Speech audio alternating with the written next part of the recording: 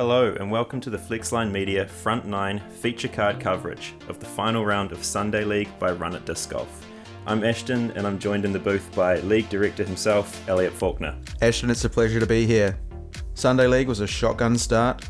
PDGA sanctioned league running on Sunday afternoons for 8 weeks from September through to early December. Looking forward to see what our feature card has on offer today.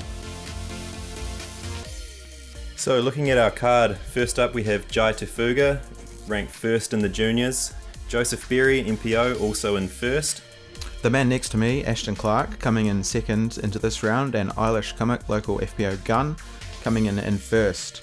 At this point, Jai and Eilish basically just checking their ticket on the way to league victory, but should Ashton shoot a 10 down, approximately 10.30 rated, he might be able to leapfrog Joe and win the league.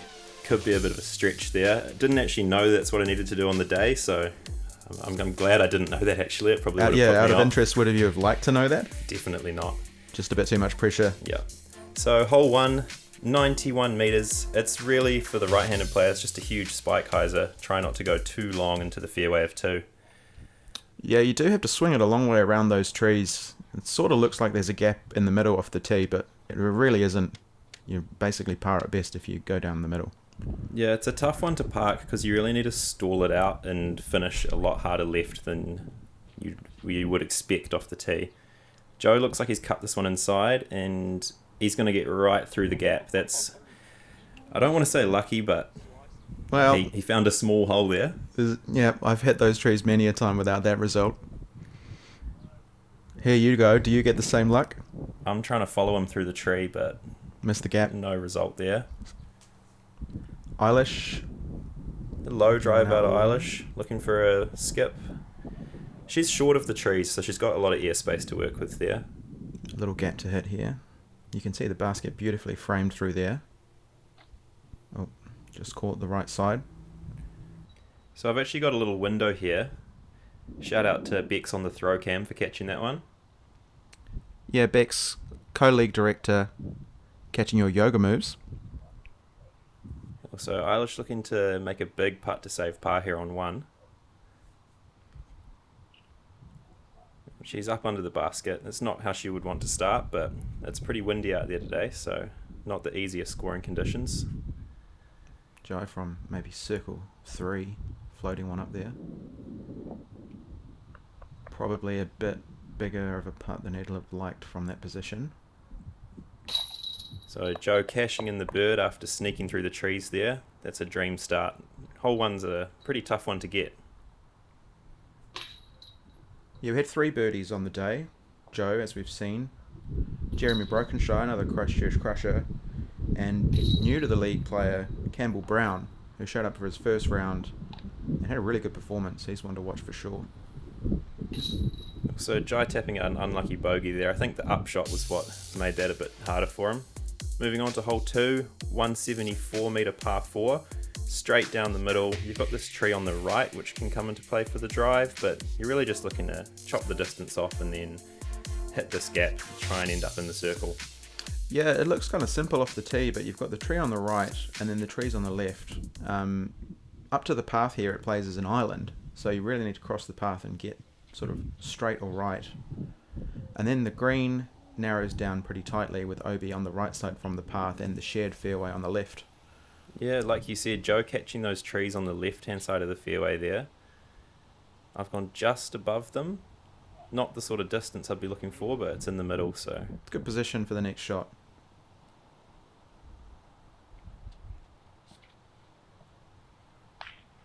Jai following Joe towards those bushes there. It's easy to do because you want to get away from that first tree on the right. Or something like that there happens. It is, yeah. And you're forced to re-tee, unfortunately.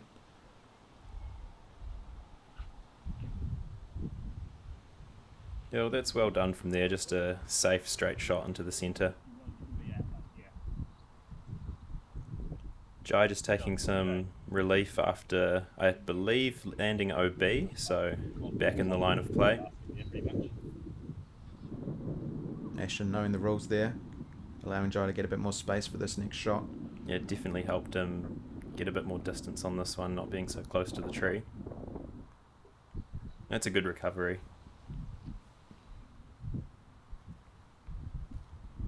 So Eilish throwing 4 from here, but she's got the distance to get to the pin. Bit of a flare. And those trees mark the OB line shared with the fairway of hole 4 that we'll see later, so unfortunately just skips out. It's going to be a difficult hole for Eilish here. Joe clipping the bush in the fairway, but he's still in an attacking position, and he's put himself, looks like about edge of circle with a few trees in the way.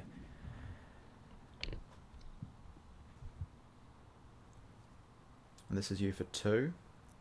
Yeah, so just going for a overstable tactic in here, trying to keep it under the branches, but coming up short in the long grass. No ground play at all. You'll get a look though. Joe looking for that ground play and a little bit of a slide up. That's a great up shot. I think it looked like his Sky God there. I know he throws that quite a bit.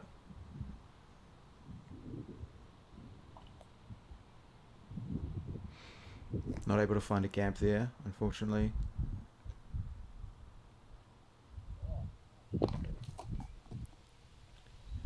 Uncommon sight, that. Yeah, usually expect Joe to draw medal from that sort of range. But once again, it's pretty windy out there today, as you can see the trees. First proper putt of the day, low. Eilish with the layup. Yeah, Eilish just settling to move on to the next hole there.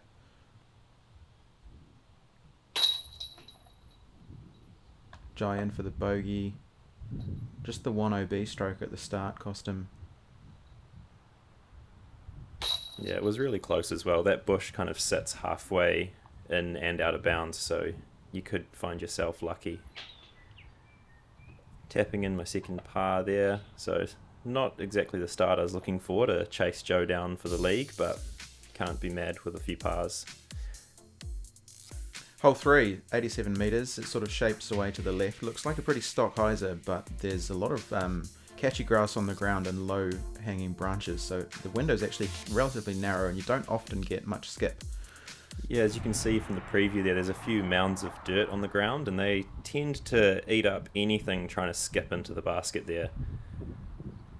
Joe manages to cut inside from what the normal line I think would be. And it's an stays in interesting bounds. play.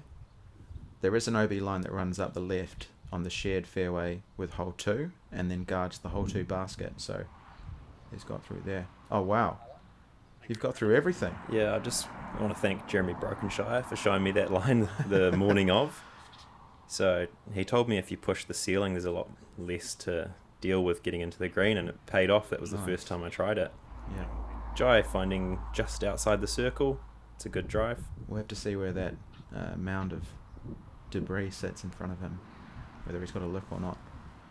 Unfortunate skip there. I think I just could have got a bit more ground play on that one. Yeah, she'll be looking to bounce back from that last hole, so I think should she get out of here with a par, she'll be pretty happy.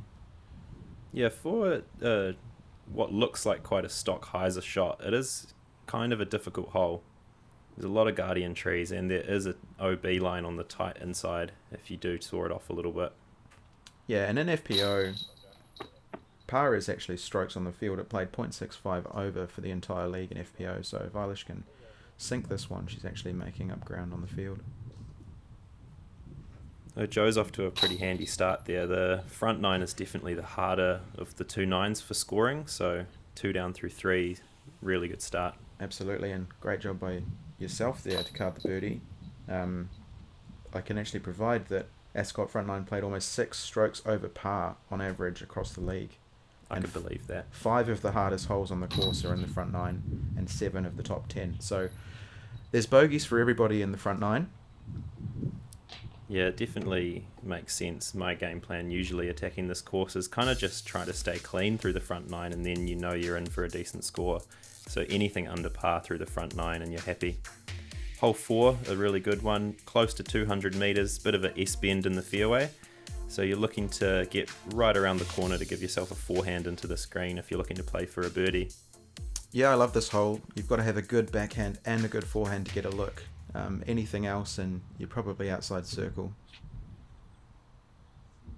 So Joe's swinging one out there. You're looking to get, as much as you can without pushing it too far straight or too far left, and he's done a really good job there. Yeah, it's an interesting tee shot, this one. It's not really the distance line a lot of people practice, I think. You have to end up as far left pushing as possible instead of trying to ride straight. That's one of the better drives I think I've thrown on the hole. When you're throwing this drive, are you looking to push the right side of the fairway, or are you trying to come around left? Where are you more trying to land? I further think left to open up the forehand? Personally, I'm trying to get as close to that tree on the left side as you can see Eilish's disc flying past now, and that just gives you a better potential even straight backhand into the green if you get far enough. Yeah, opening up this gap, you can see down with the first line of poplars. The OB is quite tight there on the left with the shared fairway of hole 2, and the poplars that you can see on the right side from back where Eilish was there are just impossible to get through. No chance. And so Eilish has fallen into the sort of stock trap of this hole of trying to keep it away from the poplars and sort of almost just dribbling OB on the left side. Yeah, it's a tough one. I think a par on this hole, again, being on the harder front nine, is a great score. Yeah, well, it almost played a full stroke over par for the entire league, so a par is shots on the field once again. In FPO, it actually played 1.6 over par, so you can come out of here with a bogey and be making up ground. Old Joe's put one absolutely under the pin with a nice forehand there, playing the hole to perfection, just a stock hyzer on a backhand and then a forehand. What a luxury to have such distance and control. Both sides. Well, Eilish put one close, but she's got the tree in the way still. And even when you get down here, this green is reasonably guarded. It's quite easy to end up behind one of these trees and have to straddle. Yeah, it's a good upshot from Jai there. Missed the ceiling, and he's within a few metres.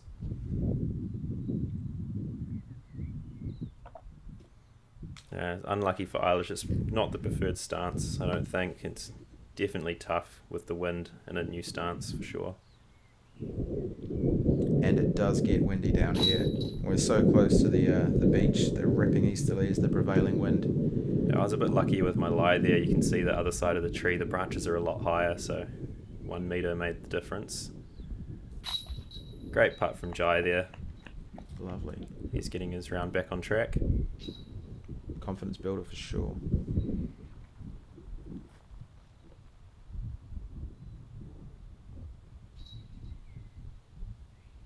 So a similar putt here for Eilish. Hopefully she can drain this one with a little bit less obstruction from the branch.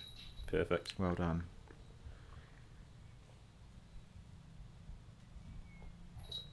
And Joe with a tap-in birdie. Oh, you love that. I wouldn't know. Never been there for 2. Hole 5, 129 metres. We've got an OB line that runs up the right side along the silver birches, and a Mando is the last silver birch tree that you can see on the right of the picture here. Along the left side, we've got some particularly grabby trees and some horrible blackberry bush. So this one is one of the hardest holes to birdie on the course, but we'll see what Joe has to show. So he's coming really close to that Mando, and he hit early and dropped before it, I think. It is a really tough hole. If you don't have the forehand distance, the easterly stables up your backhand and pushes you to the left, so it's really quite hard to... I wish I could say that's what happened to my one there, but I think that was just a really early release. Found myself in the middle of those bushes over there. And Eilish throwing one straight up the middle. That's a great drive. This hole played the second hardest on the day. So a little bit of scramble action here. No idea where the pin really was, just trying to get back into the middle of the fairway. Well, you did that well. Yeah, kind of just conceding for bogey at that point. Yeah, take the deal. This is looking great from Eilish. Yep. Fantastic upshot.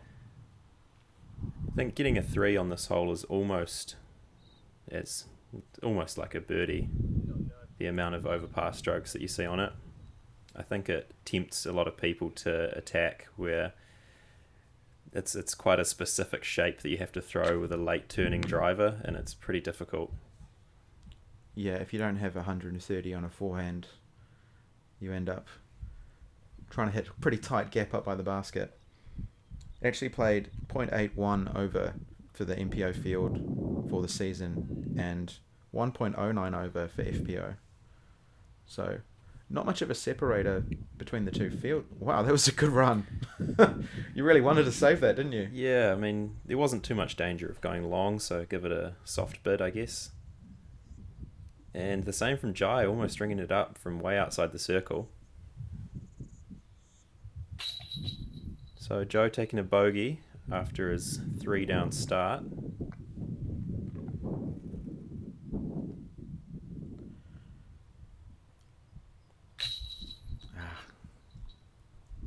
Yeah, he won't be happy with that one.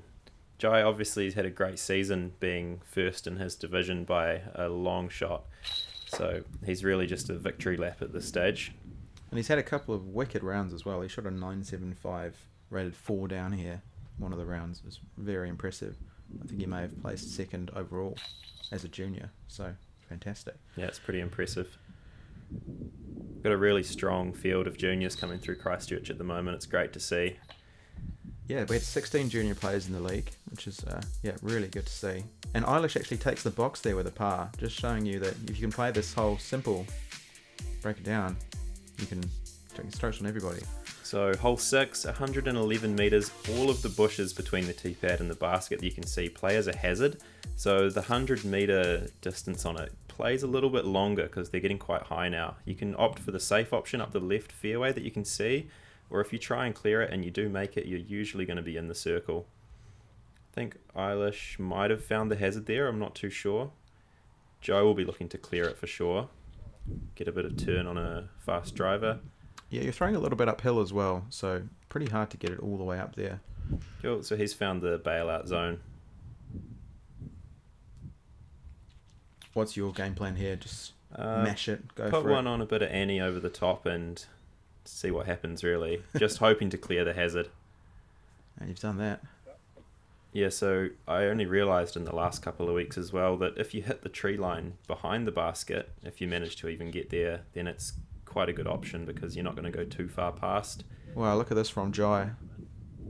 Attacking. Yep, and that's exactly the play you want. Just put some heat on it and clear the bushes. You're going to have a look. Well, this is a horrible place to be for Eilish.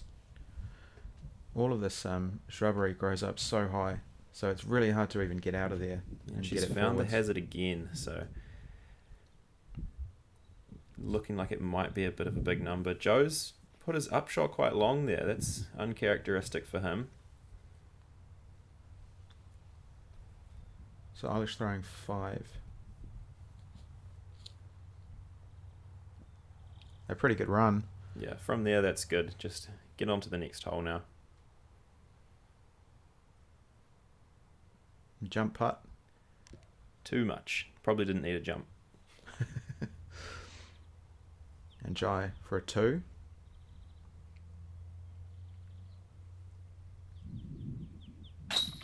Clean. That's a great birdie from Jai. I believe him and Kelly Thompson were the only 2 birdies on the day. So that's a really good get for Jai. Yeah, really impressive from junior division.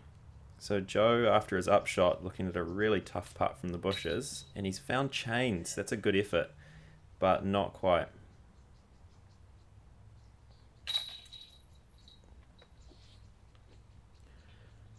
Tapping out that par. Can't be too mad with that. Yeah, so taking a stroke on Joe, but I know that I'm probably not at the pace that I need currently if I want to catch him in the league points, so it'll have to be a pretty big back 9 at this rate. That'll hurt. And it doesn't get any easier with hole 7, par 4, 182 metres, basket all the way down there. But before you can get to the basket, you've got to navigate the 2 hazard areas, one on the left and one on the right. And if you're unfortunate enough to turn your disc over, there's a pond out to the right that plays as OB. A brutal hole. Yeah, that pond has claimed so many discs since this course was installed. I think it's the most popular topic of chat in all of the Christchurch message groups. Which disc went into the pond most recently? Yeah. This one played 1.33 over in MPO, 2.35 over in FPO. Par is fantastic here. A birdie, you might as well be eagling. So you've pushed yours out there and definitely found the hazard, but I managed to get a decent amount of distance, so might be able to save something from there. Joe sending one down. Looking like a similar line. Oh, he's just caught the willow, which might have saved him. No, it still trickles OB. And it's so tricky on this tee pad because you've got this wall of bush on the left, but as soon as you get out into this field, you can really feel that ripping easterly. Hard to gauge what it's going to do to your disc when you throw it out there. And Eilish has done fantastic there just to be on the grass. Yeah, that's a great drive. It's a really interesting hole because usually when there's a tough fairway like that, you can play a safe shot, but the safe shot is really no easier than the long one because the landing zone is so narrow, and she's managed to find the centre of it. Yeah, what's your mindset off the tee? You're just trying to throw it out there and I think hope it sticks. Because it plays hazard, I'm just trying to go as far as possible, and if I land safe, it's a win, and if not, I'm just looking to scramble for a par. Well, yeah, par is strokes on almost everybody. So that's what Joe will be looking to do here. Straight shot through the gap. And he's found one of the guardians which actually hang over the hazard. So who drew that line there? Sadistic. That's a great shot from you. Yep, stoked with that one. Just get out of there without any damage. So Eilish taking the long way round, but the safe way round. She's and nearly thrown it in as well. That would have been crazy. Really chopped the hole up and played it really smartly. We saw 2 birdies this round. Jeremy Brokenshire and junior Sam Lycan. Yeah, that's a massive 3 to take from any division, especially from the juniors. It's awesome to see. Yeah, but there's plenty of bogeys out here. We only saw 4 bogey-free front nines in 360 rounds that were played of Sunday League. Joe on the card here, Ashton twice, and Sergey. So you could get to this point, be feeling pretty good, and still bogey and ruin that streak. But just know that everybody's doing it. Yeah, so a few big numbers there from the card, but that is the hardest hole, so I don't want to say it's expected, but it definitely gets you if you're not careful.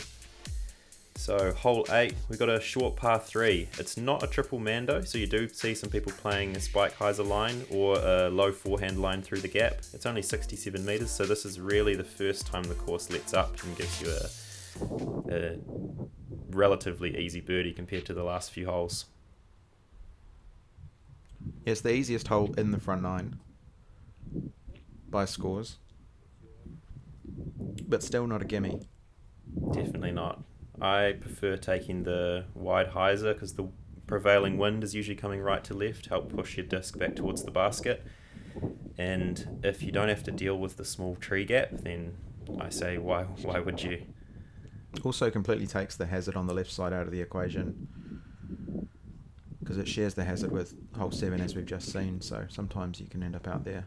Also, Joe going for the low forehand and absolutely pures it, shows us how to play the hole properly.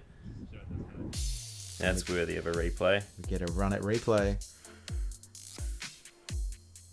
Just pushing through that wind the entire time, getting a little bit of a bounce. Yeah, it's really well done keeping it on the hyzer angle the whole time, because if you got any anhyzer on it, would have lifted probably into that ceiling or just turned over into the hazard. Eilish for 2.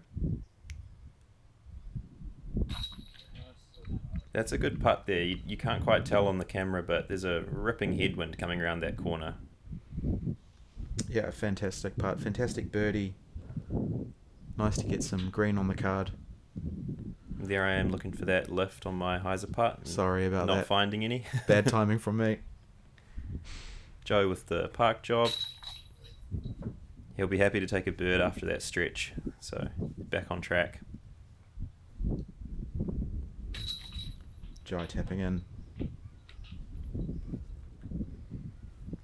Alright, so on to our final hole of the front 9. 101 metres, but that plays in a straight line, I believe, and most players will go around the corner to the left, a large forehand or turnover. Another really tough hole to get the 2 on, just because of the dogleg nature of the hole. There's also a tiny little gap that you can try and play through down the middle, if you can call it that. I've never seen anybody opt for it. It's definitely there, but it's a risk-reward, and I think the risk is a bit more than the reward on that one. It's probably a couple of meters wide, and you have to hit a 100-meter laser beam. So Joe here trying to cut the corner. Yeah, he'll find himself close enough there to probably have a look at the basket. And you're going the wide route. Yeah, just the biggest gap on the fairway. Give yourself a look at the basket. Which one's Joe going to do? Wide route? Oh, neither. Yeah, so a little bit in the middle there. You'd hope to either be short or long. There's just that patch on the corner that's quite dense. Putter flick. Okay, we'll be able to see the basket. So Joe does have a really outside look here. And he's caught a branch on the way through. That's unlucky. He's probably trying to run the basket there instead of just laying up. Look good up from Eilish. Once again, that's into a headwind that you can't really see on the camera. Giving that a bit of a go. Oh, for sure, and ending up a bit further away than I'd like as well. Yeah, it'd be a good one to get, though. Nobody on the day got this one. Lots of 3s over the course of the league, not many 2s, not many 4s either. It really was one that just sort of played par for most.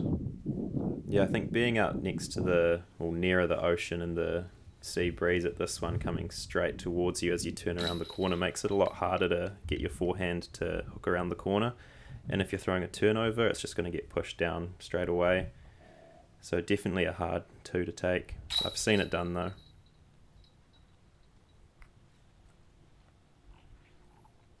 Just a couple of tap-ins to round out the front 9.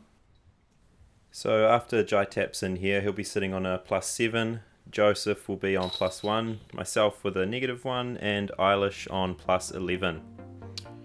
Yeah, so both Jai and Eilish will be a little bit disappointed with how they've performed here. They've both shot, well, Eilish +4 and Jai's best round -4. So they're a bit off their pace. You and Joe have a pretty good battle on. Yeah, also Luke up there in the mix. It's good to see. Scoring well. And a couple of other good performances. Jono Scott, Dmitry Sabatov, Kelly Thompson, and then a couple of more players out here, a couple over par. They'll be looking forward to the back 9. There's a little bit of breathing room in the back 9, some holes easy. Nothing's easy at Ascot, but some birdie looks. Cool, thank you for joining us for the front 9, and we'll see you on the back 9.